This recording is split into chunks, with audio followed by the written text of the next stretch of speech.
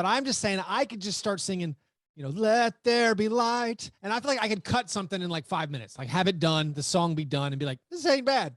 Where like, I couldn't just do that love song like that. I couldn't be like give me your hand. And like, no one cares. Like you have to have that attachment. I think we should write songs about Luke Skywalker. Like if we threw a lightsaber in anything, there would be an immediate attachment. People would grab onto it. I played my son Weird Al for the first time this weekend. Oh yeah. And they have that like my Miss American Pie, but for Star Wars. And it goes, my Mr. Anakin guy, maybe Vader someday later. Oh, incredible. His mind exploded. But he didn't know the song it's based on, right? No, he's weird and loves like 80s music. He just likes it by itself, yeah. He asked me to play Def Leppard. I played my son Godspeed You Black Emperor and he liked it. Wow. His life's over now. I'm gonna ruin him. What's up, Sean? Sorry to just, Oh, hey, how's it going? Sean is how. What are you chewing on? I was eating a carrot. Yeah, that's health. Good stuff. Is there TV or people near you, Sean, or Chuck? My dad is on the phone. Oh, okay. But yeah. Perfect. Thanks for doing the show, Sean. We appreciate you, buddy. Thanks for doing the show. Yeah, thanks for having me. Hold on, I'm just moving some chat skis around. All right, here we go. Good. We have all our segments. Oh wait, I was going to switch a segment.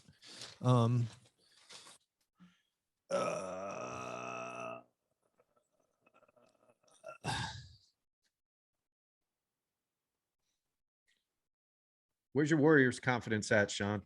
How confident? First round, pretty confident. And then without Steph, don't that's really amazing. have a lot of interest in playing the Memphis Grizzlies right now, but you kind of just have to. I want it so bad. Yeah, I'm like, I want the Warriors so bad. It's funny because I just thought, gosh, it would have been real easy to just lose that last game and play Utah. They match up way better with the Suns. Yeah, I am ready for the era is over, like the 4 or 5 game. Like I'm so way too overconfident about the Grizzlies against the Warriors. Yeah, no, I mean it feels like a terrible matchup for Golden State. And I don't think Steph's gonna. I mean, I just don't think. I don't know. Is Steph gonna be okay?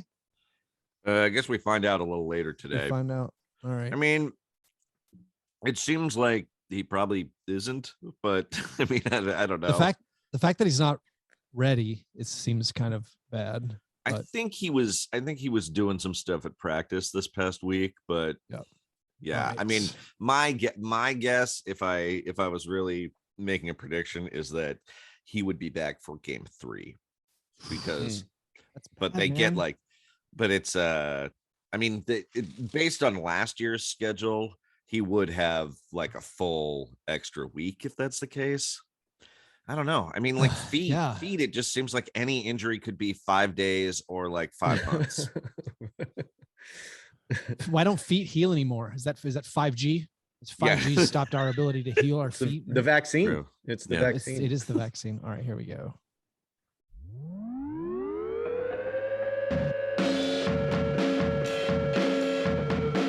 All right, and welcome to Fast Break Breakfast NBA Podcast. My name is Keith Parrish. I'm here once again with my buddies through the miracle of computer phone with Chuck Anderson. Hey now. And with Sean Keane filling in for John Birch. Sean Keane, how are you? I'm good, feeling strong. We're happy to have you. I was dressed. Thanks for joining us. I was dressed as an Easter bunny yesterday in the morning. I closed it out for recreational purposes, or were you getting paid to dress? Are you in Easter some bunny? Furry stuff? Volunteer basis for my nephew's kind of like kid group. Oh, park. Wow. Yeah. He's 4. That's an act of service. Congratulations. Yeah. Thank you. I held a lot of babies. Do you own the bunny suit? Did you rent the bunny suit? Where did the bunny suit come from? I believe the bunny suit belongs to the group, and I did not have to do any care of it. Someone took it and like cleaned it, I think, afterwards. Let's get into the smell inside a shared Easter bunny suit. What are we talking about? Was it clean? Were you concerned for your health? They had a head last year that was terrifying, but also my head was too big for like the mascot style head. And so that was like terrifying. And then they just had to go with kind of a more of a bonnet style ears, just because. Oh, like, does it not cover the face? It's not a full mask. It wasn't covering the face. And last year, so I did it last year as well, and it looked really weird because I was masked for the event. And it looked kind of sad, but also like adult man in a Easter bunny costume with a beard is already kind of like, ooh, like something happened to that bunny. Like he's like drinking on the job, you know? It's not good. But then with a mask on, it's sinister. Like why is he hiding his identity like this? And so I think I'm the only person that had worn it. Oh, good. Like, I think I was the last wearer of the suit a year ago, and this year it was not very hot, so it wasn't even sweaty. It just got a lot of like sandbark and grass. The world of mascotting. Yeah, it seems like there would be a culture where everyone like, listen, you have to buy your own mask. We can all share the body. We can all share neck down, but listen, you need your own mask. Like it's like a trumpet. You can bring your own mouthpiece. The school might own the trumpet, but listen, everybody's bringing their own mouthpiece. Because I mean, some of that stuff, you're in there. It's hot. It's claustrophobic. Gnarly. It's sweaty. It's that I think you should leave sketch. Yeah. Yes. I don't want to be here anymore. So what I love is when they have the college mascots where they'll do push-ups for all the points the team scores. Oh yeah. And Oregon had that tradition for many years when their football team was not very good. And a mascot might have to ramp it up to like 17 push-ups by the end. And then I don't know, the Nike money came in, or they got a new coach, and suddenly they were scoring like 70 points. And I heard that the costume just became incredibly disgusting because suddenly someone had to do like 56 push-ups after having already done. And just like kids were like passing out. I think they had to redesign the head. I don't want to cast aspersions towards anyone who does a good bit of work and puts a lot of effort into their job. But the only mascot I've been near multiple times is in fact Grizz. Oh yeah. The Grizz mascot. And I don't know if canonically, if there are multiple Grizzes, is it supposed to be the official Grizz every time Grizz shows up somewhere? Because I will say I've been close to him several times, and I think the smell might be realistic. Well, that's it. To what an actual Grizz might smell like. Yeah. They might actually spray that musk on for the effect. Yeah, it was a lot. They have to add pheromones. Yeah, I mean, it make you feel something on a chemical level. That's like experience. when I left the embrace, people could tell that like, oh, that bear owns this person now. I can tell by the smell. The scent lets me know who's he allowed him to live. Yeah. We had Grizz come to a couple watch parties. By the way, we're gonna have watch parties in Nashville for the Grizzlies playoff games. Keep your eyes peeled for details when we announce exactly what those will be. Follow Grizz Nashville on Twitter, and we'll let you know exactly where those are going down. But yeah, we have the regular season, guys. The NBA regular season, it wrapped up. It was kind of exciting. It actually was not exciting. Sunday, every single team played, and it was a nightmare. There were no close games. Mm-hmm. No one won who wanted to lose. I think I think the Knicks should have lost. It was good for the Knicks to lose, but they decided to win. Yeah. It would have been better for the Bulls if they had lost. They decided to win. But everything else was just really chalk, really kind of dull. I guess we'll get into all that in a second. But before we do, as you guys know, we got to talk about breakfast. Sean, you're a guest. Have you had breakfast? Anything breakfast related you can regale us with? Actually, it's weird. As it kind of relates to the Easter bunny thing. So I was, after my duties were done, I was just sitting with my nephew, and they had these little cups with cut carrots and celery. And he just started feeding me the carrots because it was really funny.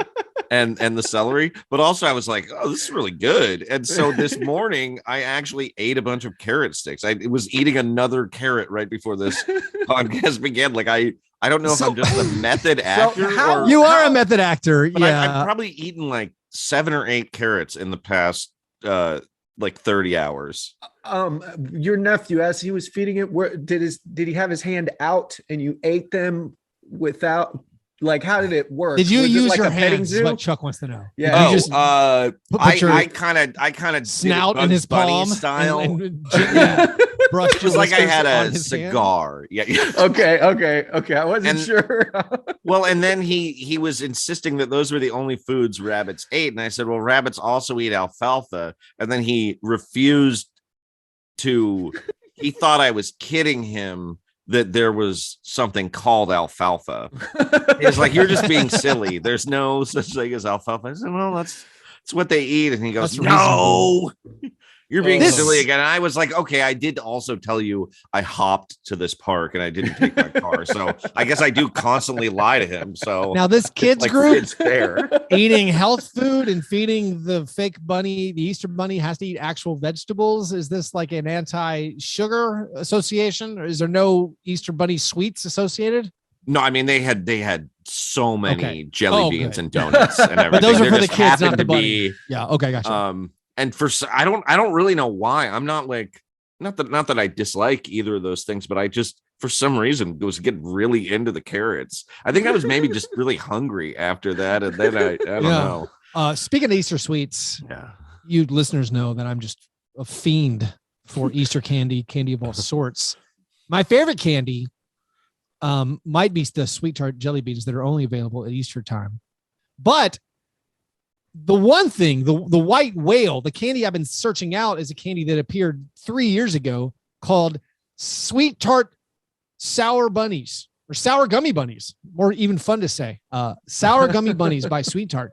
So 2 years ago, pandemic time, I remember going out with like an N95, being like, I'm gonna get these things, and like we bought them all. I went to every Kroger, Walmart, every store that might have them, bought them all. Target, and I had this massive supply. I remember putting this in our Patreon. Like I had 30 bags, and I was trying to make them last.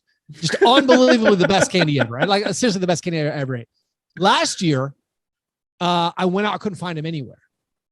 This year, once I see the Easter candy appear, and I reviewed some of it as a Patreon bonus video. Like there's Fruit Loop jelly beans, there's Skittle jelly beans, there's Sour Patch Kid jelly beans. Like everyone does jelly beans, but I'm looking for this specific sour gummy bunny. I go to all the places, can't find it. I reach out to Sweet Tarts.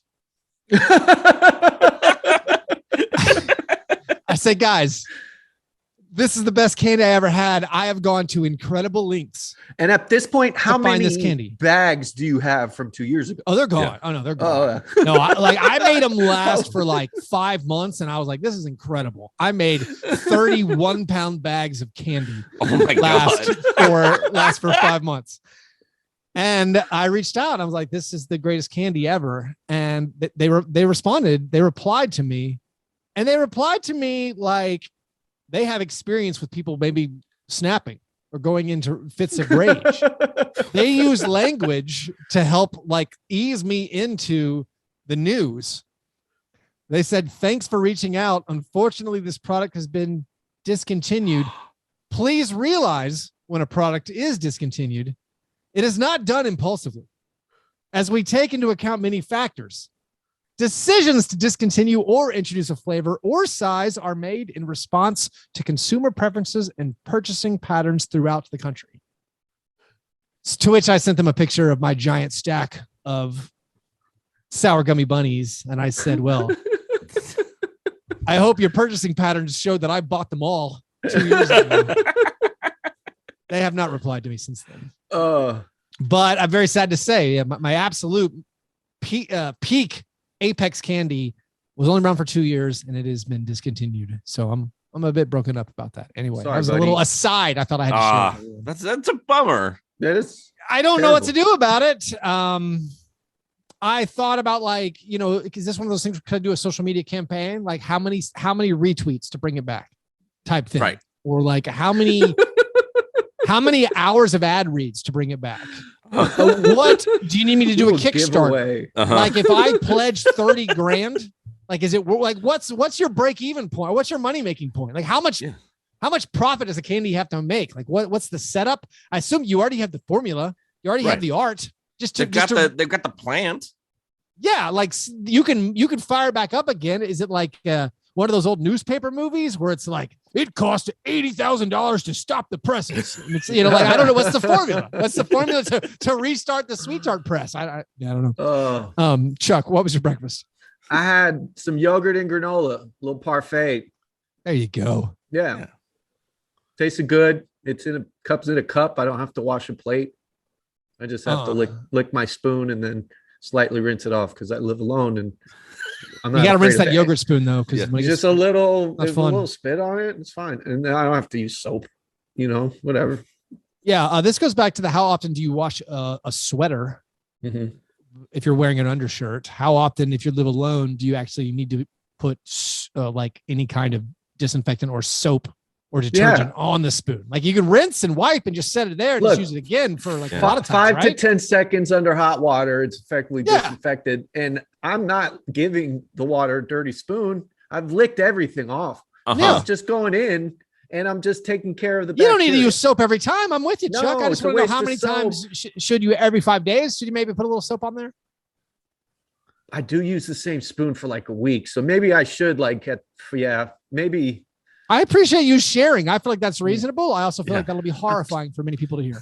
I bet. But that's what I do. I'm like, what do I need another spoon for? This is enough spoon. When I first lived by myself, when I was in the military, I didn't ever want to do dishes. So I bought one spoon, one fork, one knife, one plate, and one cup. And for 6 months, I ate like that. And then I met a girl and she commented, and next thing you know, I bought a bunch of plates. But like that was my style, one at a time. What do you need a bunch for? Well, it also says the visitors are not necessarily welcome here. Right. I'm sorry. I would you like water? This is Chuck's food. I only have one glass. This is we can't both have water today. I'm sorry. Share this cup. My breakfast. I had a bowl full of Kix. Trying to wean the kids off hard sugar cereals. Like hardcore sugar cereals. Fewer Frosted Flakes. Fewer Lucky Charms's. Oh, by the way, I'm sorry. I have so many asides. The FDA is looking into a Lucky Charms outbreak of food poisoning. Apparently, claiming that people who eat Lucky Charms are getting sick to their stomach and having green poop. That, my friend, is a feature, not a bug. Yes, isn't that has always been happen? We pitched Lucky Charms to our children is, hey, this will turn your poop green. Yeah. And they're like, oh, let's try it. It seems amazing. I didn't know that, but now I'm fascinated. Yeah, that's what the Lucky Charms will make you feel bad if you eat them. Yeah. The Lucky Charm is the green poop at the end. Exactly. It's magically delicious. Right. You get a leprechaun turd. I thought everyone, I literally thought that was the point of Lucky Charms. And now the FDA's got some complaints. And it's like, no, that's what Lucky Charms are, guys. Yeah. Anyway, those were our breakfast. After our breakfast, we moved to our breakfast in bed apologies. This is our chance to make right what we might have gotten wrong on a previous episode. It's frequently the first time we talk about the NBA. Sean, you're a guest. Mm-hmm. Would you like to apologize? I mean, something you want to just get off your chest in some way? Yeah, I mean, it pains me to do this, but I have to apologize to the Boston Celtics. I did not believe in them constantly, even throughout the month of March when they were barely losing ever. Like, I think their only losses were, well, they lost, the Heat kind of kicked them around, but yeah, they only lost 3 games. 2 of them were by 3 points. They played the Warriors and I was like, this team's not that good. And now they're second in the Eastern Conference. So congratulations to the Boston Celtics. I really did not have faith in this team. They're amazing. I feel like I've gotten so much pushback. They were like the team du jour it seemed like every podcaster we were jumping on it. We're like, you know who's really awesome? The Yeah. Celtics. And then it actually never wore off. They just seem really, really awesome. I know Robert Williams is out. And so but Daniel Tice is he's serviceable. an approximation of what Williams can do. Not, I mean, obviously he jumps far less high. Yeah. He is far less athletic, but he's, you know, he rolls. I think Daniel Tice is far less athletic. I actually heard someone say, speaking of athletic, I saw someone say like Daniel Gafford is way more athletic than Nikola Jokic. And I understood what they meant because Daniel Gafford can jump way higher than Nikola Jokic. Daniel Gafford has cardio problems where he can't play over 20 minutes in a game. I'm not sure he's more athletic than Nikola Jokic, who can play 45 minutes in a game. Right. But again, I know what you meant. He can jump higher. Maybe we need a different word. Yeah. Yes. I don't know. No, endurance athletes are different than sprinters. Yeah. But they're both athletes. Not a quick twitch athlete, not an explosive athlete, perhaps. Endurance athlete. Yes, Jokic has it. No, the Celtics, they're kind of incredible. And they're the only team on Sunday, basically, it felt like, who didn't do this funny business in the Eastern Conference among the good teams. And they decided that they needed to win, which was amazing because like the Bucks decided they would rather play the Bulls in the first round. Drew Holiday just caught his check and then walked off the court. Yeah. Oh, nothing but respect for Drew Holiday. But I mean, I also doubted, it didn't make sense why the Celtics sucked at the beginning of the year, and then they got rid of Dennis Schroeder, and that was like, oh, okay, that was it. Oh man, it is. Yeah, it's a big year for that, I think. And Josh Richardson didn't fit with those guys, but for all of that, like the best team since the All-Star break stuff, they're unfortunately at risk of losing to the Nets in the first round. I don't think they're at a huge, I mean, maybe they are without Robert Williams. That's a big loss, but like, I don't think the Nets are that scary. And I actually think this is really weird how like maybe the Bucks were actually sore and hurt. I know Drew Holiday, he picked up his $300,000 bonus and checked out after 8 seconds, which again, I appreciate. Like I've definitely done a podcast where I checked out after 8 seconds. And, I checked out our whole still get paid. It's great season. Yeah, there you go.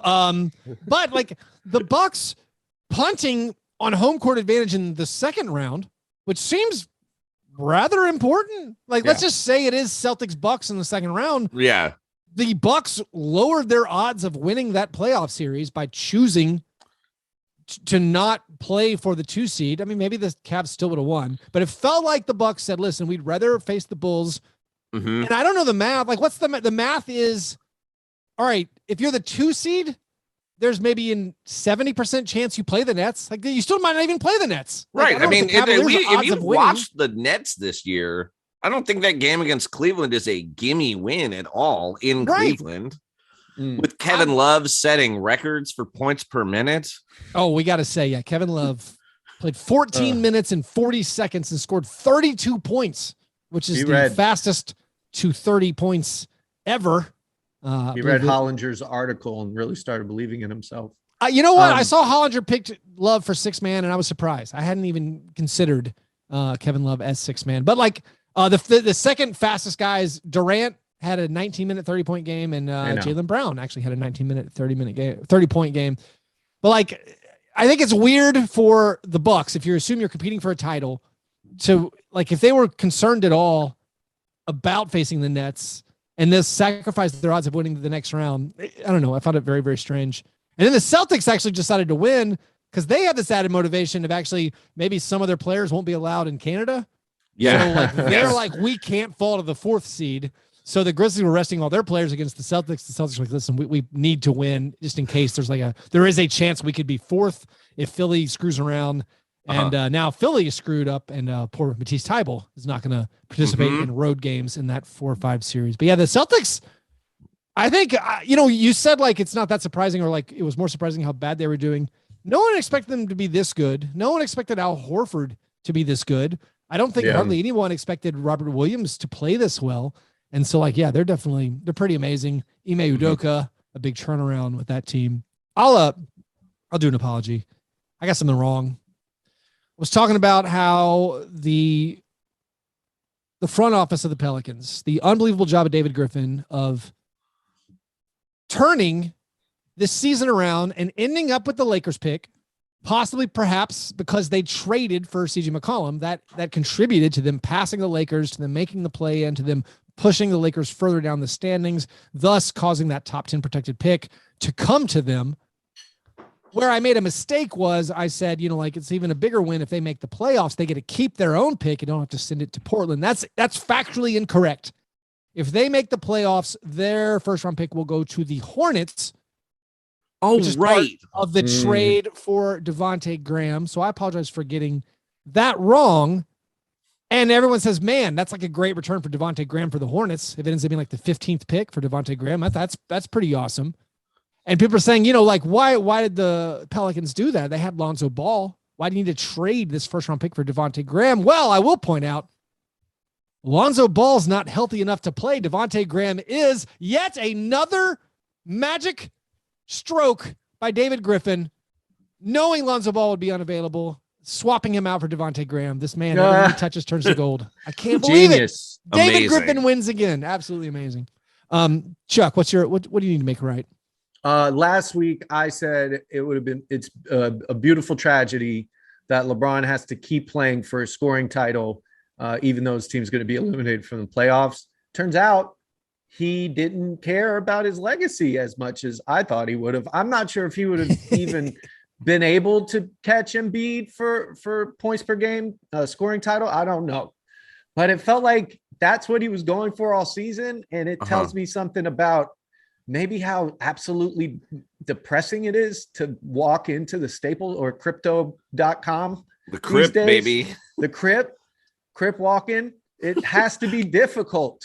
And LeBron, who understands legacy, I think better than any superstar maybe ever has, to walk away from one more feather in his cap of, you see what he did when he was 37 years old, led the league. Nobody's going to remember how great he was this year now.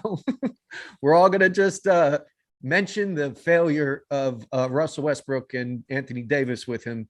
But it's, I'm sorry, LeBron. So I thought your ego would have kept you in the games. But apparently you switched from LeBron only cares about the scoring title, so he's going to come back and he should be caring about his team winning. And now you switched to he's not caring about his legacy. I don't know what. Like, you see what I did there? Yeah, I like it.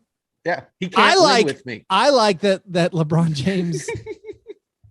LeBron James sent out a tweet for April Fools. Yes. On April Fool's Day, he sent out a tweet that turned out to be true. Yeah. Where he said, I'm out for the season officially. See y'all in the fall. He was joking, but as we know, there's a lot of truth in joking words very frequently. Yes. You say something jokingly, there's some truth in there. Yeah. And it turns out he did not play again. I want to know, Chuck, as you say, he's very aware of his overall legacy. Did he did he send up a trial balloon? Did he maybe do like a nationwide survey, like a phone bank survey to find out how people would feel about LeBron James? Like, how does your opinion improve, greatly improve, decrease, greatly decrease if LeBron James plays meaningless basketball games to win a scoring title? And I think who's that Fox News polling guy that invented whatever the word enhanced interrogation? There's Frank Luntz. Is that Nate Silver? Yes. Frank Luntz. Yes, Nate Silver. Frank Luntz. LeBron hired Frank Luntz to create data for him. So he decided, that's it, I'm done.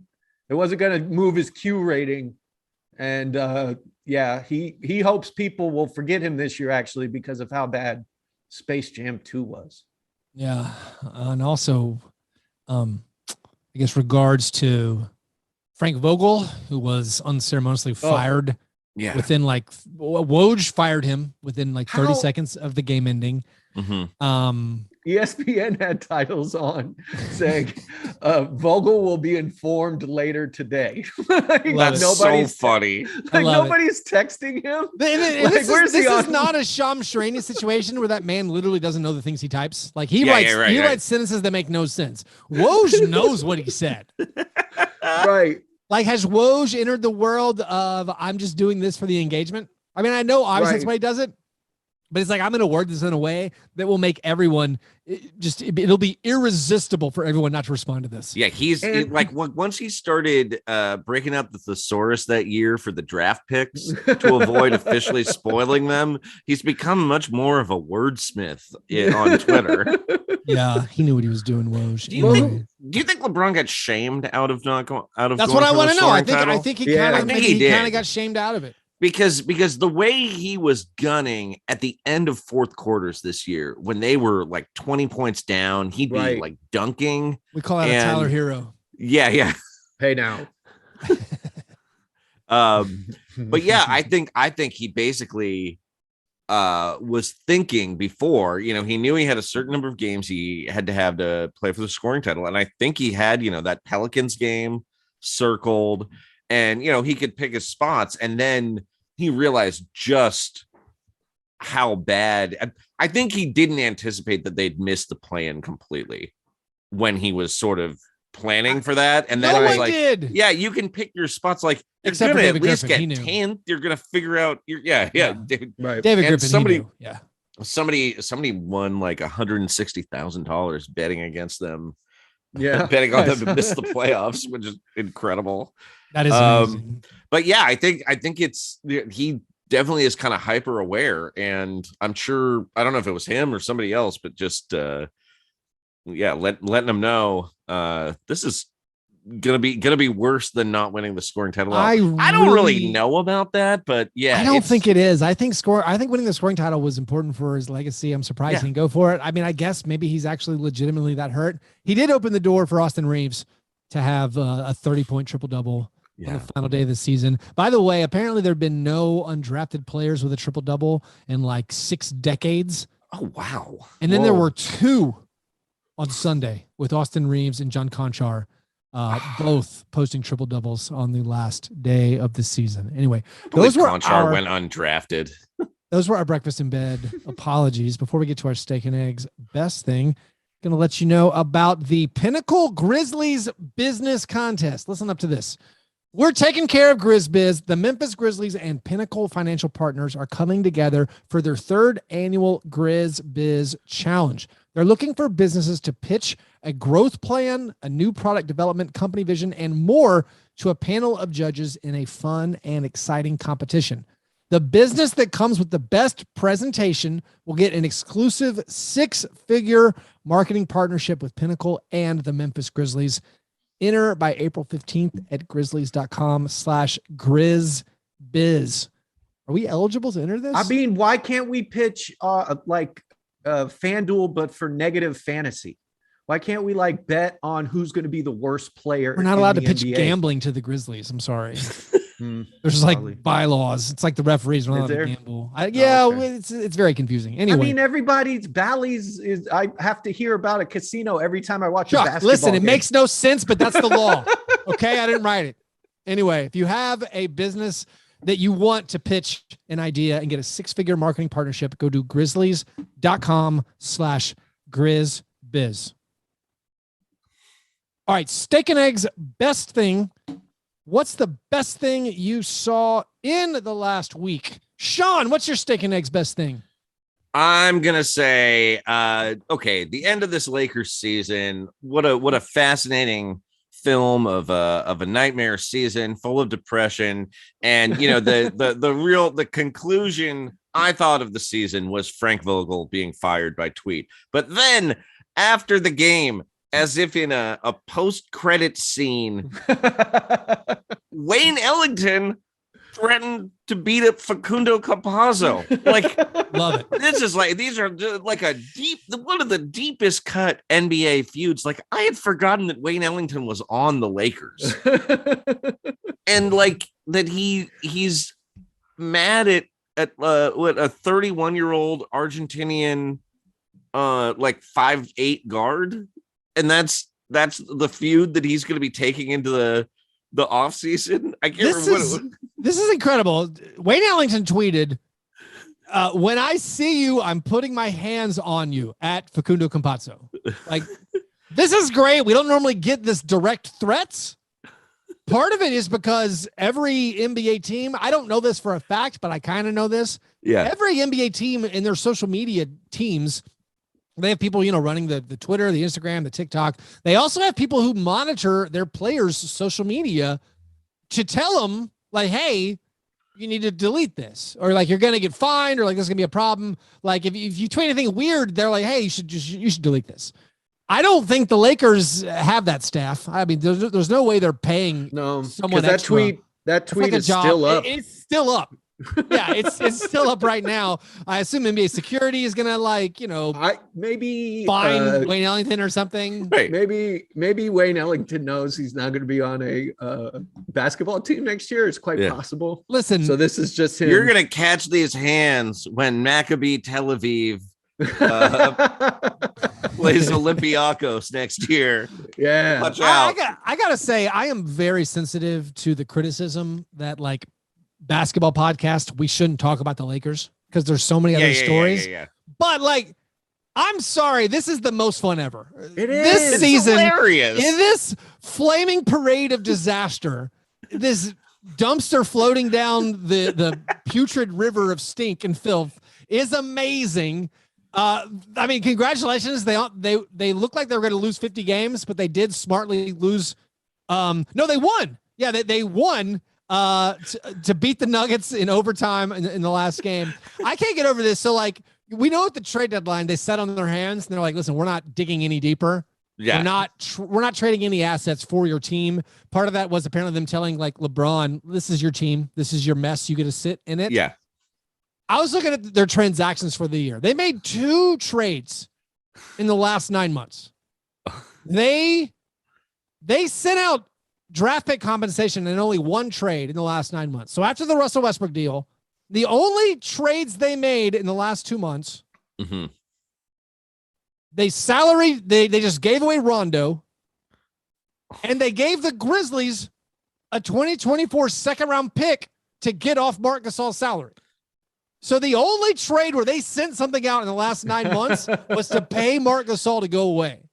And I like the idea. Our friend Katie Heindel posted, this was the Marc Gasol curse season. Oh, the Lakers finished with 33 wins. Wow. Marc Gasol number 33. Wow. They chose DeAndre Jordan over Marc Gasol, and they sent a juicy second round draft pick in the future just to get rid of Marc Gasol to go out and lose 49 games. Amazing. I love it. I will talk about the Lakers being bad constantly. Anyway, that pick's gonna be good. Like it's gonna be great, and they're gonna take, and the Grizzlies are gonna take Bronny James with it, and they're gonna have LeBron to come on over. No, Chuck, they're gonna say finally the legacy of the Otis Thorpe trade finally comes home. Oh, the pain of the Otis Thorpe trade cost us LeBron James / actually Darko Milicic, but don't worry, we signed him later. Chuck, what's your best thing? My best thing, the playoffs are here, man. And I'm actually excited. I'm actually excited for the play-in, at least on the East. I think the East play-in is going to be interesting. There are teams in the West play-in. Who's in the West play-in? It's the Spurs. You have Spurs, who are the 10 seed for consecutive years, playing the Pelicans under 500, who have Jonas Valanciunas, possibly the greatest play-in player in NBA history. Right. What I'm excited to see is hopefully Cleveland losing, so we don't have to see Brooklyn in the first round. I know other people are just writing Brooklyn off, but I don't buy it. It's Kevin Durant, dude. Chuck, who do you want to see? As the 1 seed, as a Heat lifer. This is the most incredible bracket. I couldn't have picked this bracket better because I'm not sure if Philly loses to Toronto. I'm not sure if no, that part's pretty sweet. Being opposite the Celtics and the Bucks and the Nets is amazing. And the Nets, like I wouldn't want. Although that's not for sure. The Nets could still be coming on over. The Nets could be 8th. I'm thinking maybe that short of like Trae Young going nuts against Cleveland, I think Cleveland beats the Hawks. Because I don't, man. I think I don't know. I mean, the 1-game playoff, it's crazy. The Hornets and Hawks specifically are very volatile teams that I could just go off. I don't really understand why the Hawks are so bad, but maybe Right. it's I don't just think anyone that, does. Yeah. maybe it's just that the East is unusually good, because when I was looking at them coming in ninth, I didn't realize they like 43-39. I think Right. last year that's like the 7 seed, the 6 seed, something like that. Yeah, Yeah, so usually 43 games gets you like out of the play-in.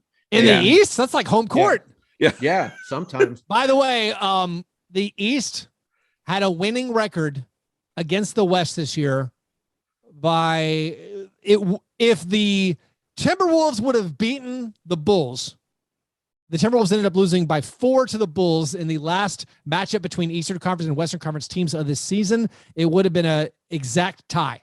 It would have been 225 to 225. But So this is like, I guess the top of the top of the East West won is for the great. first time in 14 years. yeah, the Hawks would have been 7 with this Right. This last year. Okay, so that's the thing. They're not really okay. Yeah. Well, what about, have you considered this? Say you have the utmost confidence. Say you're the Brooklyn Nets and you have the utmost confidence.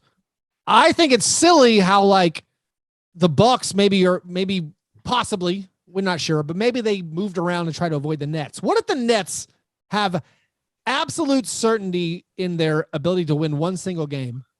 Wouldn't you, if you were the Nets, wouldn't you lose to the Cavaliers to get out of the side of the bracket that has the Celtics and the Bucks, to say, yes, thank you, I will play the Miami Heat in the first round?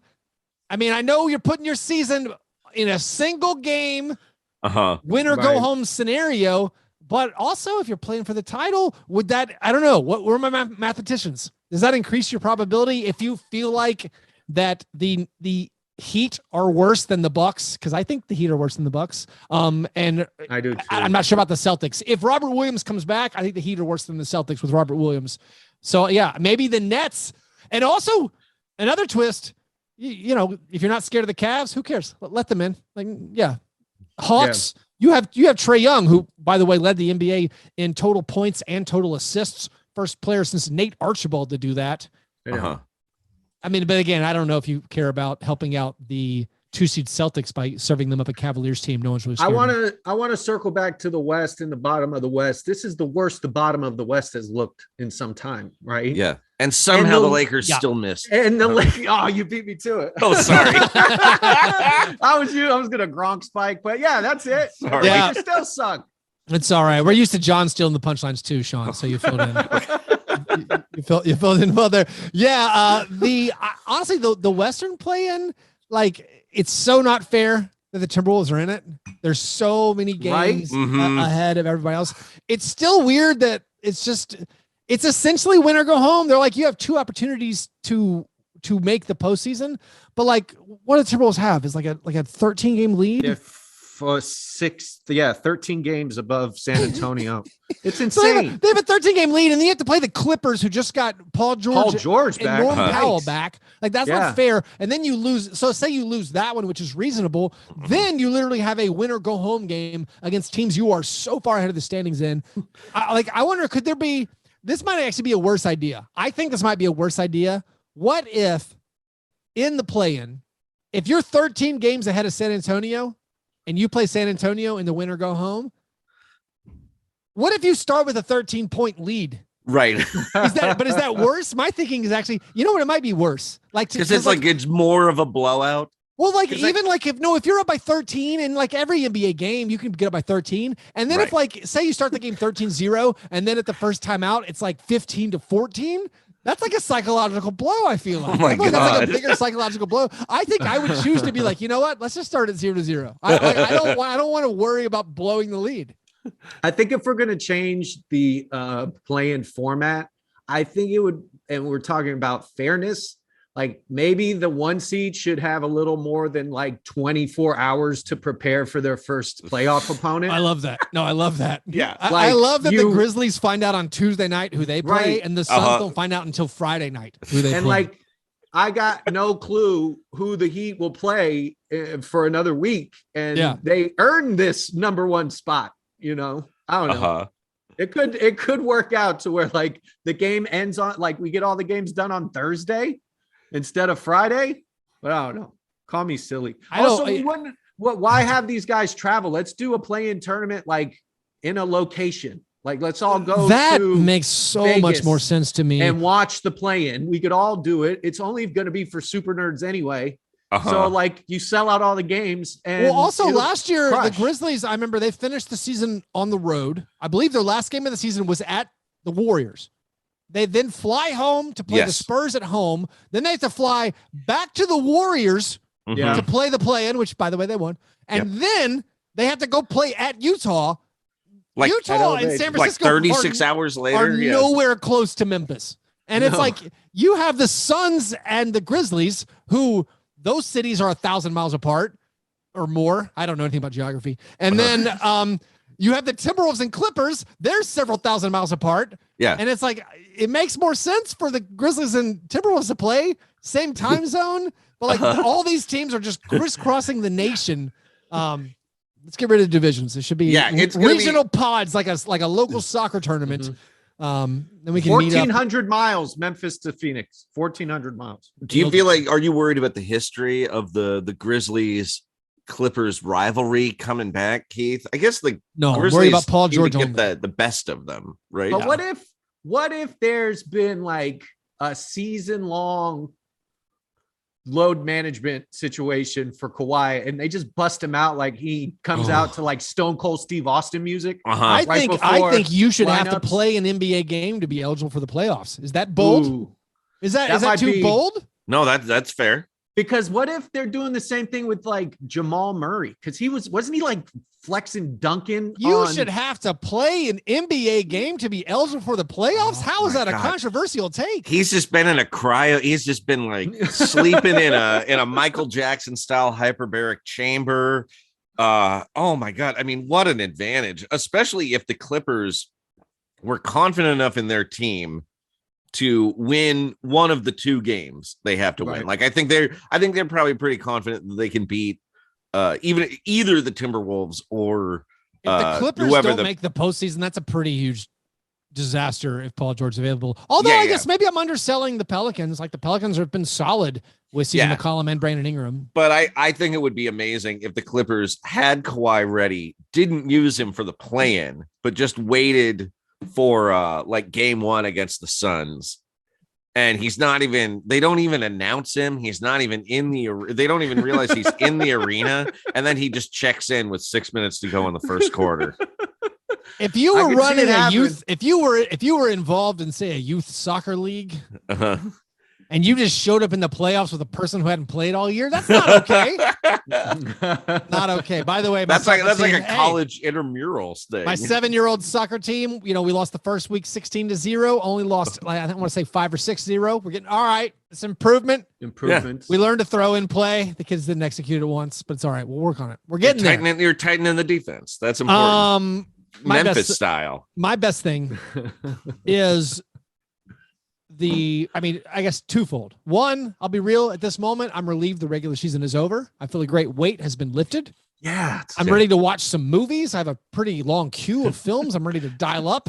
But also the final day of the regular season, despite the fact there was very little drama, there were in fact absurd statistical performances from not your regular players. We've already mentioned a couple of them. I'm going to put you guys on the spot right now. Okay. What's that song? Dinklage, Peter Dinklage, Peter Dinklage, Peter Dinklage, Peter Dinklage, Peter Dinklage. Game of Scones. Here's your challenge. I want you to name one of the 15 players who, according to Basketball Reference's game score, which is a very basic adding up of a bunch of just, your basic counting stats. You can consider it a single score, single number fantasy basketball type score. Okay. Who were your top 15 performers on the final day of the NBA season, according to Basketball Reference's game score? We're going to go back and forth to see which person strikes out first. We're going to do 5 strikeouts. I'm going to make you suffer. This is not a 3 strikes and you're out. You're going to keep naming names. We're looking for the top 15 performers on Sunday, April 10th, the final day of the regular season. Sean, you're the guest here. You get to go first. I'm going to say Klay Thompson. Klay Thompson, indeed. Klay Thompson dropped 40 points. That is correct. Well played. Sean Keane. Chuck, you're up. Victor Oladipo scored the most points for the Heat this year in his final game against Orlando. You know, one of my favorite things about the final day of the regular season is a lot of these scrubs who don't normally get the opportunity to play really get to show their wares. Heartbreaking. And Victor Oladipo dropped 40 points on his ex-team, the Orlando Magic. And by the way, good job, Orlando Magic, knowing you have your lottery spot locked up and going out and getting that W for the fans. They did, however, finish a half game short of hitting their win total over, which I did bet. I lost 3 over-unders by a half game. Wow. Yeah, I had Sixers over 51.5. They won 51. I had Pistons hit theirs. I had the Magic over 22.5 wins. They won 22. And then I had the Thunder under 23.5 wins. They won 24. Despite, again, signing guys off the street for the last several weeks. And like the Thunder played 6 guys on Sunday, just 6 guys. None of them will be on the team next year. They are a fraudulent organization. Anyway, you guys are 2 for 2. Oladipo, by the way, had the 2nd best game score. Klay Thompson had the 14th best game score. Back to you, Sean. John Conchar. John Conchar had the 15th best game score. Wow. With his triple-double. And I maintain, if you watch the game, there's no reason anyone out there, except for the sickest Grizzlies fans, the sickest Grits and Grinds listeners, should have watched into this game. He got the triple-double exclusively passing to Yves Pons, Santi Aldama, and Jarrett Culver for jumpers. That's the entire fourth quarter was kicking it out to dudes who cannot shoot at all. And like, I mean, I haven't looked up his like potential assists. It had to be in the 30s. Yeah. Because he just kept throwing it to dudes that kept missing. Anyway, good job, Sean. You're 2 for 2. Chuck, back to you. Mr. Kevin Love. Kevin Love, yes. The quickest 30-point game in NBA history. That's right. Great job. Back to you, Sean. I'm going to say Austin Reeves.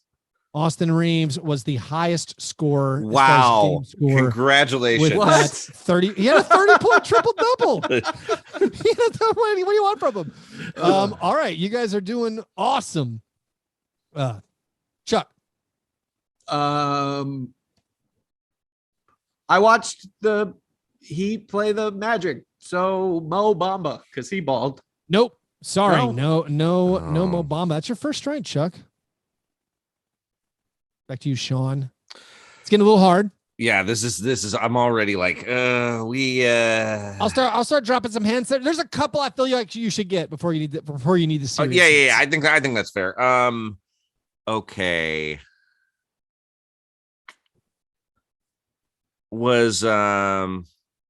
Did Luka Doncic get on this list? No. I mean, Luka Doncic may be the worst part of the whole week. Yeah, we'll save that. We'll save that for a worse thing. No, Luka did not play what enough. about it's a strike for Sean? Yes, Chuck. Jason Tatum. Jason Tatum, indeed. Yes, Jason Tatum was unreal, annihilating the Grizzlies in very little time. Jason Tatum had the 11th best game. That's another one for Chuck. All right, we're tied at 1 strike apiece. Back to Sean. Trae Young. No, it's a very good guess, but no. Trae Young did not. 2 strikes for Sean. Back to you, Chuck. Patrick Williams. Didn't he go he off? scored over 30 points. It's a very good guess. That is also right. All right, one of these guys has been on fire recently. He went off once again. It's a player who's on a very high scoring streak recently. Boy. The other ones are all, I don't want to offend anyone, garbage players. Yeah. Oh, actually, no. There's still one very good player left. I apologize to everyone out there. It's my guess. You're right. Sorry, Sean. I saw this one because I think this guy made the list. I have a friend who's a big Amir Coffee booster, and I got Fast Break Breakfast's own Amir Coffee. Yes. Very well done. I have a Clippers fan friend who just loves him. He had the 4th highest game score. Wow. Incredible work from Coffee. By By the way, we poured one out earlier for Dwayne Bacon, who did not play a single game all year. Oh man, Rip the bacon. We missed our bacon and coffee this year. Back to you, Chuck. Nice grab there, Sean. Jalen Green. Yes, Jalen Green scored over 40 points. Jalen Green, who former Suns GM Ryan McDonough says is going to lead the league in scoring one year. It seems possible. He's been on fire. I believe he had 41 on Sunday. Well done. Back to Sean. I think he is going to lead the league in scoring. I agree. Yeah, he's kind of amazing. What about Tyrese Maxey? It's a very good guess, but no, that's 3 strikes for you, Sean. Ooh. Back to you, Chuck. I might start dropping the hints because looking at this list, it's kind of tough. I'm struggling to think about anybody else. 2 players on the New York Knicks did it. Whoa. Okay. Obi Toppin. Obi Toppin had a huge 40? Game, career high. I'm not sure if it's 40, but yeah, he had a career high. Yes, Chuck, that is correct. He had a teammate did it, and also someone else in one of the boroughs did it. Well, I think Quickly had a big game. There you go, Emmanuel Quickly. Well done. Back to you, Sean. Now we're cutting this list down. In the boroughs, the Nets. Would Kyrie go? Where did Kyrie went? Kyrie went. He is the last good player. All right, now here's who we have left. I'm going to give you the teams. Okay. We have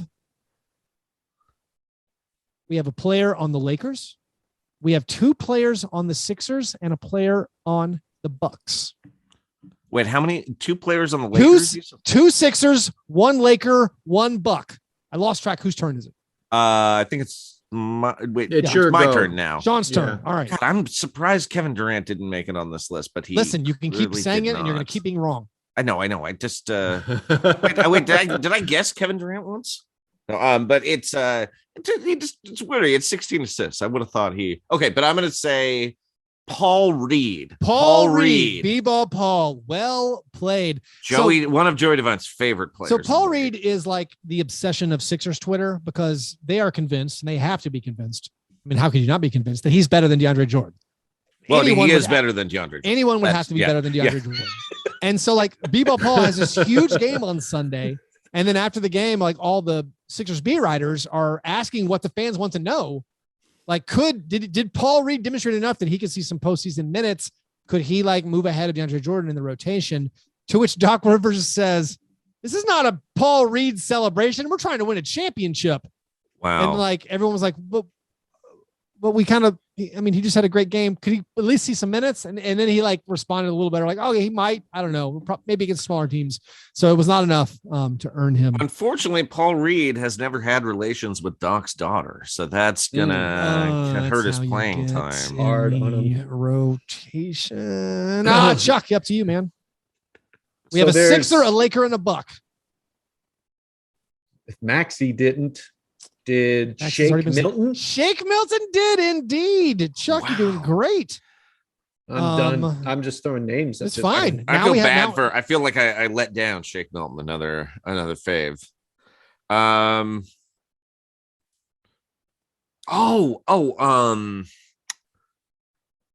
This is what is his name? He has really short arms. He went to Kansas. Svi Mykhailiuk? Yeah. He's on the Raptors, I think. He's on the Bucks, right? Is he on? No. Are you thinking of Sandro Mama Kalashvili? How do you say that name? That's what I've been waiting to ask. I just want to Mamu Kalashvili? Mama Kulishvili? Oh, I guess I that's what you're thinking of. You're right. He did it. I apologize to the Georgian American professional basketball player. Oh my gosh. I apologize. I apologize to Zaza Pachulia. Mamu Kalashvili. Listen, I got Antetokounmpo. I'll get this. Just stick around. Keep dropping these big games. I'll learn it. That's good. Hey, listen, you called Svi Mykhailiuk. I'm giving you credit. Oh my God. What about last one, Chuck? You get the last one? Dwayne Schnitzes. No. I got nothing, bro. I'm out. This is a Laker? Laker. Very pious Laker.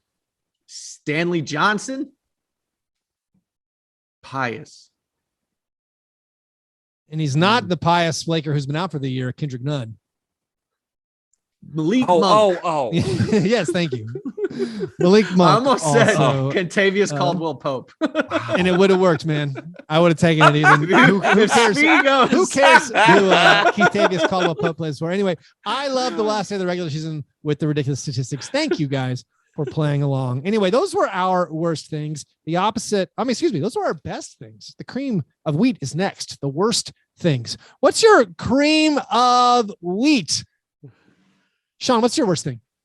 I gotta say, it is Klay Thompson of the Warriors closing the season, confounding the fans who for months were talking about how he was screwing up the offense. He was destroying Andrew Wiggins' confidence. He should just sit back and defer to new superstar Jordan Poole and maybe start coming off the bench in the playoffs. And then he racked up 3 huge games to end the season. He just went crazy against the Jazz, scored a lot, and then scored a lot against the Sacramento Kings, I think, his nemesis, and just always beating up on those guys, and then against the Pelicans. I'm sorry. He had a yeah.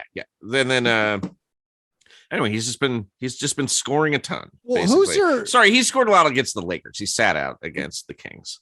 So you guys do have a question mark for the Warriors about one. I mean, a lot of questions. The big question mark is Steph Curry going to be okay? Right. The next question mark is who do you play? Because Jordan Poole's been awesome outside of one rough game, which we might hear about in the awards segment of the program. Jordan Poole's been awesome. Are you team start Steph, if healthy, with Jordan Poole and Klay Thompson and figure it out from there? Yeah, I think so. And it's weird because, I mean, the other option is, and it probably will not happen because they're playing Denver, would be to simply start Wiggins at power forward and just play Draymond Green at center. But I almost think the question is about emotional fragility more than anything else, because I think Jordan Poole just has to start at this point. And I'm kind of more comfortable with Klay Thompson being a small forward defensively this season, the way he's moving around. But also I wonder, is that going to break Andrew Wiggins a little bit, or is he going to be relieved to be? Hasn't Andrew Williams stunk since the All-Star break? Isn't he? Yeah, Wiggins. Bad? Did not. It's just he's had a rough bad at basketball. Now that he's an All-Star, for some reason he got like really motivated for whatever reason. He doesn't even dunk that much, but he dunks on Rudy Gobert all the time. Like in Minnesota, he dunked on Gobert. This year, he's dunked on him a couple times. So he kind of got going at the end of the season, not to the point where I would say he was good, but he had just been a disaster. And now it's like, oh, this is the overpaid, but like, at least he's like an NBA starter again. Who on the Warriors, who are the players who play beyond, like, are you going to go 8 or 9 deep? And if so, like, who are the other guys who play outside of, you got Steph, you got Poole, you got Klay Thompson, you got Wiggins, you got Draymond Green, and then Kevon Looney. So then you're going to have, who gets to play when the postseason actually matters? Andre Iguodala is back in the rotation. Of course. So he's going to play, I don't know, 12 minutes. He's basically like moved back into his role as actually the backup point guard. Yeah. Which is good because Gary Payton is essentially a power forward. So is Gary Payton too going to play? Gary Payton's I think he's going to play. Otto Porter Jr. is definitely going to play a lot. He's like the real sixth man, I would say. So okay, so we're at Looney. That was 9. Andre, Payton, Porter. Yeah. And then I guess Jonathan Kuminga. Is Kuminga going to play? Is Bjelica going to play? I mean, it kind of depends on the matchup. I feel like they're going to play. It's weird because Bjelica, I feel like he is providing the exact opposite of what people think he provides, where he's kind of a fancy passer and a stretch shooter who does not shoot that well and who is way too ambitious with his passes and turns the ball over all the time. Then he looks kind of terrible on defense, but the defensive numbers are good because he's actually pretty good at contesting shots and just getting his hands up and being a big person. So like there's this idea that he's good offensively and a sieve defensively, and all the advanced numbers say it is like completely the reverse. So he's like the world's poorest man, Jokic. Exactly. Yeah. And like a little too confident. Like he loves playing for the Warriors. He loves the beautiful game they're playing. And he also, throws passes, no look passes at people's shins a lot.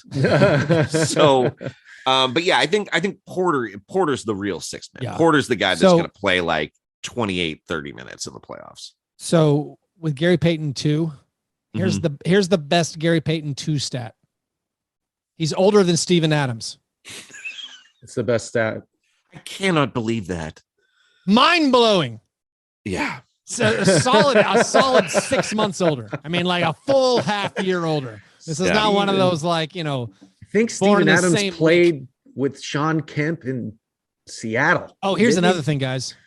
How many rebounds in the last 2 games has Jonas Valanciunas gotten against Steven Adams? How many total rebounds has Jonas Valanciunas got in his last 2 games 4 against Steven Adams and the Grizzlies? Yeah, I think it's 4 like 5. I'll say 5. It's 3. Wow. Oh my God. Ownership. It's uncomfortable watching Steven Adams manhandle Jonas Valanciunas. Not for you and John. Oh, no, it's awesome. It's tumescent. It is amazing. How old is Steven Adams? 28? 28. Yeah. Wow. Although I mean, maybe New Zealand doesn't keep good birth records. I believe it. He's like the last of 18 children or something. Yeah. It's not really a situation where you could fake it. I think he's one of the Eternals. Yeah. Chuck, what's your worst thing? Did you do your worst? Yeah, my worst thing is Luka, right? We mentioned it. Luka's hurt. Oh, crybaby Luka well, the story is great. So he catches his flagrant catches his last technical, gets suspended. His 16th technical. Pitches to the league. Hey, look, I got to get this rescinded. I need to play. He's had 2. That's his second one he's had rescinded. That's unprecedented. Only 2? I feel like at least 2. I'm sorry. Yeah. I thought he had a good case here because the pool report with Tony Brothers, when he picked up that technical foul, the reporter was like, why did he get the technical foul? He's like constant complaining. And then the reporter was like, did he use profanity? And Tony Brothers was like, no profanity was used. Like, well, that's getting rescinded. I think right. Just being annoying. I mean, I like to listen. I'm the ref defender. I like to be the cop over here. But hey, if no profanity was being used, sorry. But he got it rescinded. Ends up playing against San Antonio. Remember how we were all like clapping for Jason Kidd for not being a terrible coach? Well, he needed the last game of the season to prove that he's an idiot. I don't know if it's his fault. Like, they wanted to win. They wanted to be. I mean, they wanted to be the 3 seed. I don't really understand why they did though. Why do you need to play him? It's silly. I don't know. Like, but I think Warriors you want to get out of the Suns bracket. Like, you want to. I guess. But you have to play the Grizzlies instead. It didn't make any sense. The Suns are better than the Grizzlies. Okay. Okay, but this is the most important. But this is it's getting in there healthy. Yeah, and the thing is, the reason they shouldn't have played him is once the Warriors beat San Antonio the night before, the Pelicans didn't have anything to play for. So it was like the Warriors Pelicans were going to win that game unless the Warriors were they were going to lose on purpose. They were only, I think, 5.5 point favorites. I don't know. It just seems unreasonable though, because the Pelicans just had nothing to play for. Yeah, I'm with you. Listen, I ended a long run of losing with betting on the NBA on Sunday. Yeah. The Grizzlies were like 6-point underdogs. I'm like, what? They started Najee Marshall, Guillermo Hernan Gomez, Trey Murphy the third, CJ McCollum. On social media said, "Hey guys, don't take me in any of your parlays. I'm only going to play a few minutes, and then I'm going to let the young guys have it." So why at that point the Mavs should have just said, like, you know what? And in fact, it would have been better off for them, because then Luka could have just taken his suspension and like gotten it off. I mean, does everything reset in the playoffs? It probably does. It does reset. Okay, and Jason Kidd was pretty funny about it. He's like, I've told Luka he only gets 6 technical fouls before he gets suspended in the postseason. And Tim McMahon was like, actually it's 7. And Jason Kidd was like, I'm telling him 6.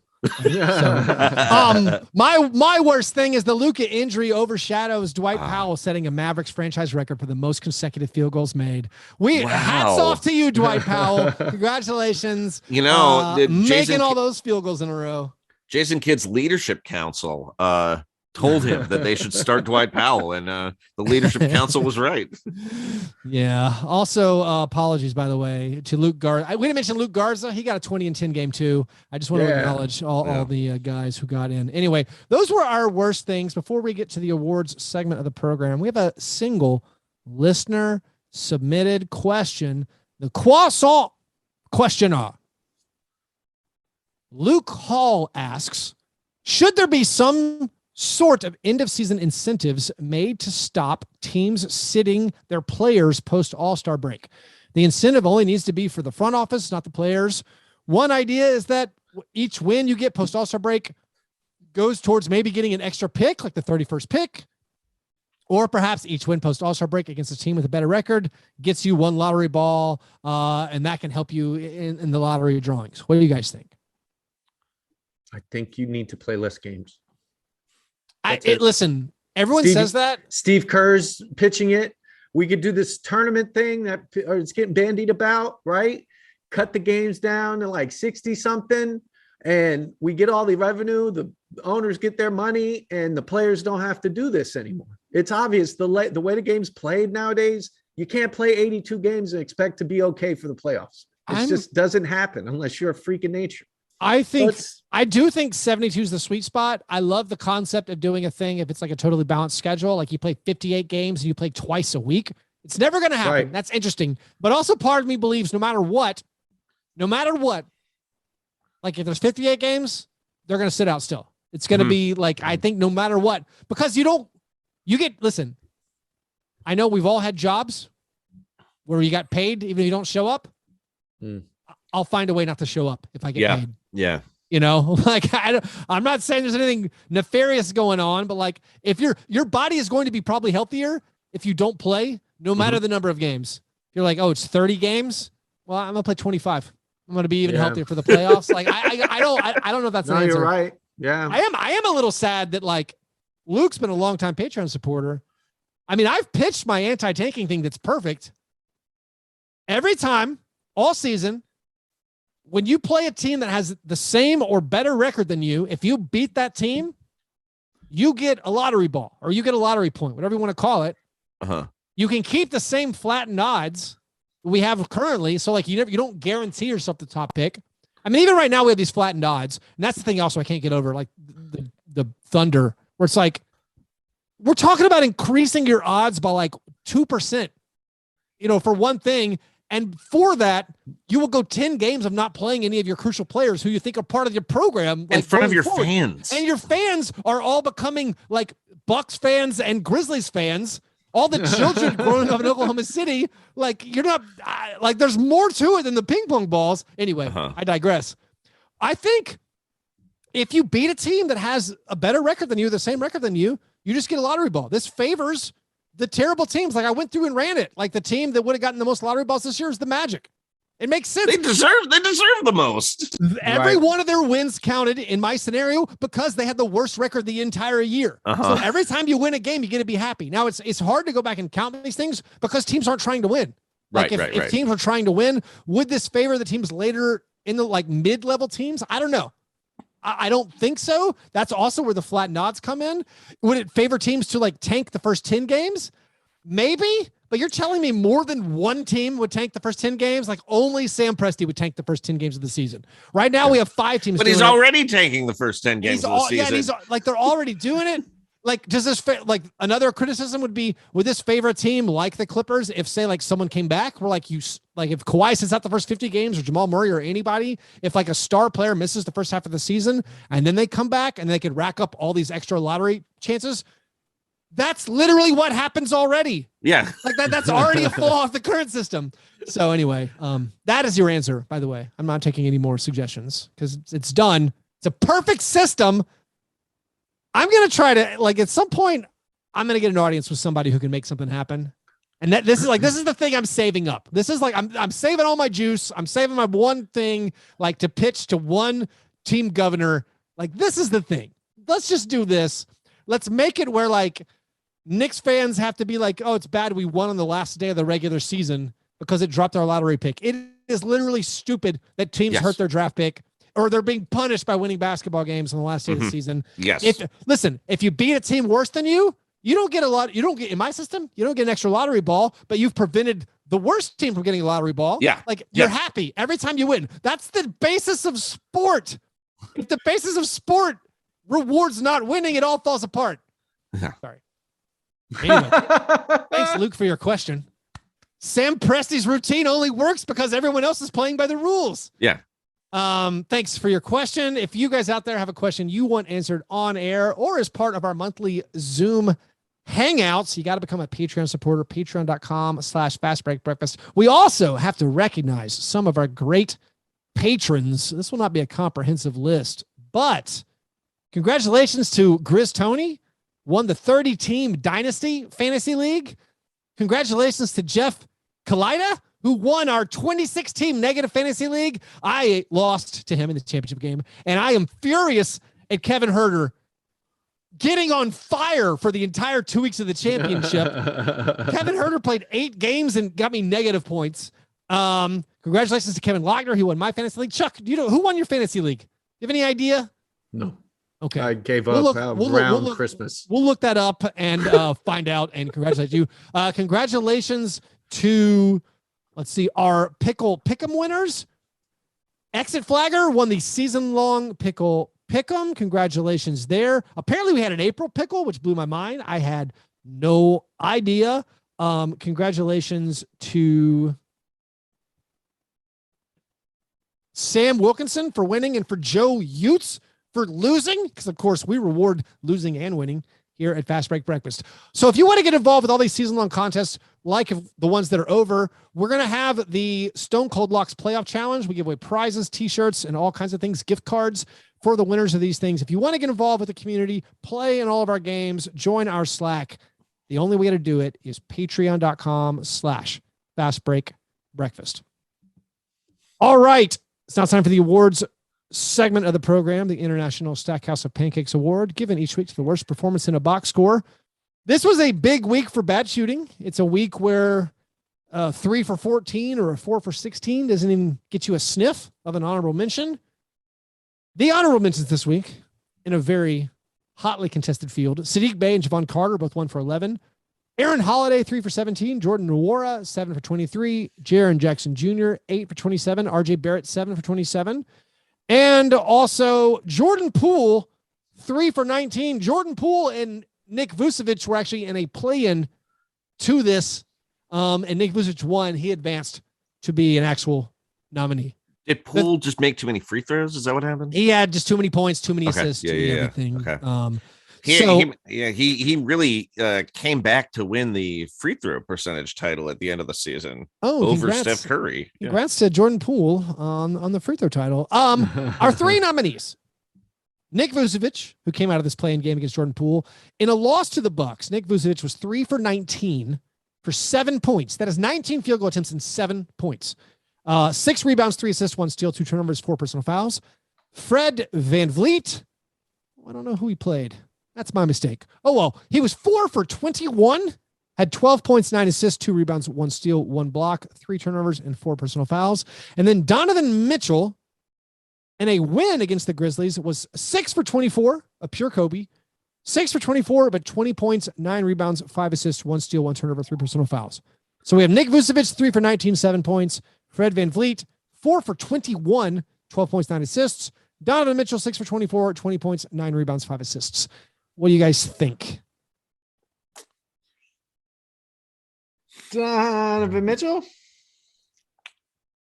It feels more like Donovan. He's excused himself with the 20 points and 9 rebounds. For me, it's the Vucevic or Fred VanVleet. Van Vliet to me is that. For me, it's either 19 field goal attempts and 7 points for Vucevic or the 4 for 21. 4 for 21 is the 4 for 21 for me. It's like it's great, but like in the spirit it's also almost Go ahead. Sorry, Jerry Stackhouse, in the spirit of the name of the award, would have shooting performances where you're like, he put up. Just look at don't look at the field goal percentage, but just look at the stats, and you're gonna be mildly impressed. That's a mildly impressive stat line, and then you look at what he shot. And Donovan, well, I'm saying Donovan probably has the more Stackhausian line, right? Yeah, but I think the worst because he at least put up the numbers: the 20 points, 9 rebounds, 5 assists. Fred didn't even put up the numbers: the 12 and 9. You know what? I think I'm going to go Vucevic. Actually, the more I stare at it, 19 field goal attempts and 7 points. Sean, do you want to make it a 3-way tie? What did he do? What did he do besides? Give me that Vucevic line. Vucevic, again. I was 7 points, 6 rebounds, 3 assists, 1 steal, 2 turnovers, 4 personal fouls, and then Fred VanVleet. And how many points? He had 9 6 assists, points. 7 points. Well, and how many points did Vucevic have? 7 and 4 personal fouls. Yeah. I'm picking Vucevic. I'm sorry. Right, that's Fred fine. at least passed the ball. So, all right. So by a 2-1 vote, Vucevic gets the International Stackhouse of Pancakes Award. Our final wrap up for the Lethal Lottery. Unfortunately, John is not here. He'll be back later in the week. Chuck, you won Lethal Lottery. John, I'm just a winner. You are a winner, Chuck. You aced this game. My team John lost in the most hilarious fashion possible. So, John selected Grayson Allen. The contest is to pick the worst player on the nationally televised TNT game. John picked Grayson Allen, who he hates, to have a terrible game. I very oddly picked Drew Holiday, hoping that maybe, I don't know, Chuck, your person would be worse. I don't know. It was a bad strategy by me. Drew Holiday had a great game. Grayson Allen did not play. And by the rules of the game, our Slack picked John's replacement player, and they set as his representative in this trial by combat.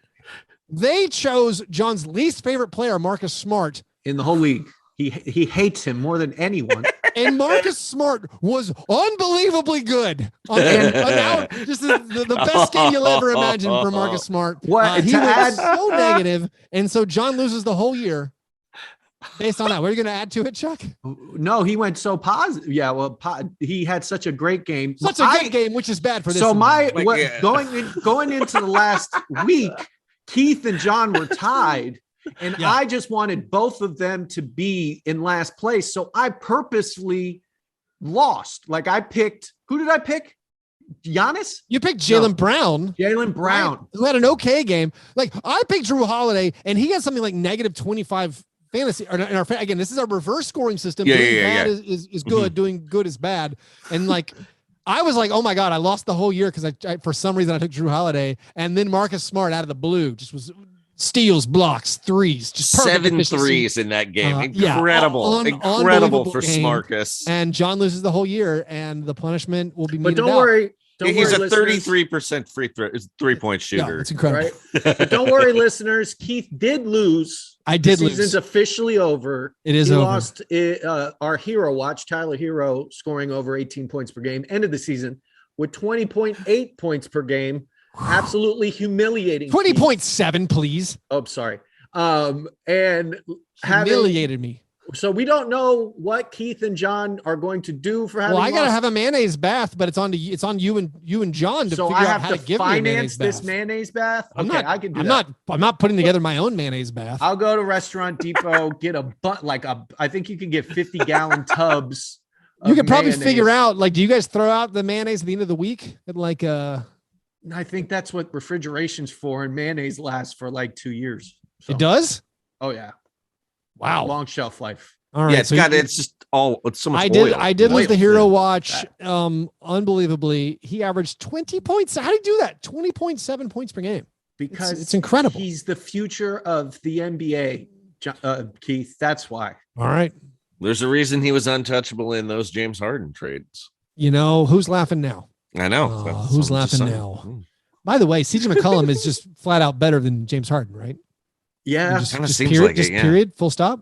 Isn't like game over. I don't know. Listen, it's now on that. Listen, par fadeaway. Let's move to our par fadeaway. What are we looking forward to in the coming week? I know the plan is going to be incredible, but this is put up or shut up for James Harden.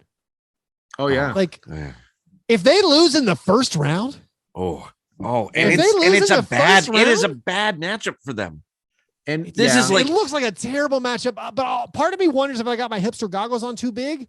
Like I get obsessed with the wrong teams. I've been obsessed with this Raptors team before. The post Kawhi year, I thought they were going to make the NBA Finals. I still think they could have, honestly. They came close, yeah. The bubble year, I thought like I had the Raptors. You know, that was my pick. But like I'm obsessed with this Raptors team. It seems like a terrible matchup. We already know the Tybal stuff about he's not available. I don't know how much that hurts him, but like James Harden needs to do some stuff because like they are going to they're going to do a triangle in 2 where like they just all guard Embiid. And it's going to be all these 6'10" guys. It's going to be Boucher and Achua is going to be hanging all over him. Scotty Barnes and Siakam are going to be swarming them. And they're just going to be like, hey, Fred VanVleet, just shut down James Harden. And if James Harden can't do it, I mean, let's put up or shut up. Like, does you assume Daryl Morey has the ability and the backing to fire Doc Rivers? Like, if they lose in the first round, if it's DeAndre Jordan, I mean, they're going to eat a bunch of money, but in the 9 minutes, I mean, man, that's going to be wild. So it's also going to be hilarious when Mike D'Antoni comes back to coach this team at age I think Mike D'Antoni's 72. And he's gonna re-up. Our president, even though Daryl Morey fired him anyway. I'm interested in that series. The Raptors are like, they have 9 guys who are built like Mr. Fantastic and have like stretchable limbs. And if the Sixers lose in the first round and Brooklyn loses in the first round, it's quite possible. My prediction was right that both teams got worse in that trade. Because if the Sixers had just kept Seth Curry and Drummond, like I like them in that series against the Raptors. Now I don't like them in that series. And with Ben Simmons not playing, I mean, wouldn't have James Harden been better than nothing? Yes, to answer your question quite simply. Yeah, I think you're very right. I thought you were just being a hater at the moment, but yeah, this trade made both franchises worse is very much on the table. Very like honestly, it might be the favorite. It might be the heavy favorite now. You think about Drummond, like what does he add to the Sixers? Well, a guy who can run down the court. Right. Like they just have a lot of guys who either can't or won't run back on defense. Are they going to start doing that after an 82-game season? Like, they've just been waiting to bust that out? I don't think so. I mean, what was the team? Was it the Nets where when they were playing in the Sixers in the regular season? And they were like, Durant's they just don't run. Yeah, our plan was just to push it after every inbounds because they don't run back on defense. So it's like, and he said it out loud. He's I'm telling you what our plan is. You guys are too lazy to run back. Yeah, like what are you going to do about it? And they're not going to start now, right? And they're playing the highest motor team maybe in the league. Like the Raptors just go. Yeah, I mean it's like I mean the Heat might be a little more annoying in terms of their intensity, but the Raptors are right up there with like a college style. This is like a March Madness style first round upset in the making. It seems like a horrible matchup. Sean, what are you looking forward to? What's your part fadeaway? I'm really looking forward to. I love playoff Patrick Beverley because he has such an idea of himself. He is a useful player, but like this inflated sense of how important he is in terms of a personality. And now that he's playing the Clippers, the team that got rid of him, he is going to do some ridiculous things, like trying to get in the face of like Reggie Jackson or Paul George. And like in the play-in game, it is very possible that he shoots like 0 for 9 from 3 too. Mm-hmm. I imagine him like fashioning a shank out of like a Gatorade bottle with a lighter on the sideline, just working folk. Cause he's like very, what's the word? I don't know. Angry. So he's going to do something. So Sean, incredible. You say like, he maybe gets I don't know, credited for too much, or like he does, there's the Westbrook criticism of he just, Patrick Beverley just runs around, doesn't do that much. He's got you all fooled. This Timberwolves team, for the record, was 28th in defense last year. And this year they're up to 13th. So like, they're like, okay at defense. And like, they finally made the postseason for the first time in forever. He has had a big effect. I love the revenge aspect of it. I also like it from a Grizzlies perspective. We're waiting to see whether we're playing the team that we just took Patrick Beverley from and said no thanks, and then or the team we're like, here, you can have Patrick Beverley, we don't care. So like this was the Clippers gave the Grizzlies Patrick Beverley for Eric Bledsoe in a salary saving move. Basically, the Clippers put together some movable salary pieces that they liked more than Patrick Beverley. And then the Grizzlies are like, we like our locker room. Here, go be on the Timberwolves and be their starter. We don't care. Yeah. And now like the Grizzlies, I'm honestly, I'm scared of both matchups because obviously the Clippers have Paul George and they're good. And then the Timberwolves are scary just as this is a team with the motivation of like, they start a guy we did not want. We just said, we don't care. You can go by that team and it won't affect us at all. Also, he injures people. Yeah, and that part of it is his like, first NBA start. He hurt Russell Westbrook's knee in the playoffs. Yeah, so I'm not looking forward to that. But yeah, I am looking forward to. I mean, all the postseason, like we said. What does James Harden do? Both of these play-ins. I guess give the NBA credit. There's like. These win or go home matchups are really, really good. It's going to be great. Yeah. And even like the Spurs who like shut it down and traded away their players for picks, suddenly winning games. And now it's just like, hey, DeJounte Murray's kind of good. Let's see if we can win a game for fun. Although I don't honestly trust Pop at the end of games. I think Pop, I don't know how happy he is about making the play in, but we'll see. Anyway, if you want Grizzlies playoff tickets, the only way to lock in your playoff priority is to guarantee your seats for next season with Grizzlies season tickets. Secure the best seats at the lowest prices for 2022-23 Grizzlies season tickets starting at $11 per game. Plus, when you become an MVP member, you get all the next level benefits, including special events, merchandise discounts, NBA League Pass, and more. So call 901-888-HOOP or click grizzlies.com today. If you want to support our show, do that directly at patreon.com/fastbreakbreakfast. Make sure you subscribe to the YouTube channel. Listen to Sean's show, Round Ball Rock, a great NBA podcast. You can follow me on Twitter at fastbreakbreak. You guys are the best. Thanks for listening. And remember, breakfast is the most important thing. Woo, thanks, fellas. Boys. Thanks. Thank you, Sean. That was a blast. Great work. That was awesome. Thanks, guys. All right, guys. That's fun. Later. All right. Good to see you. Bye.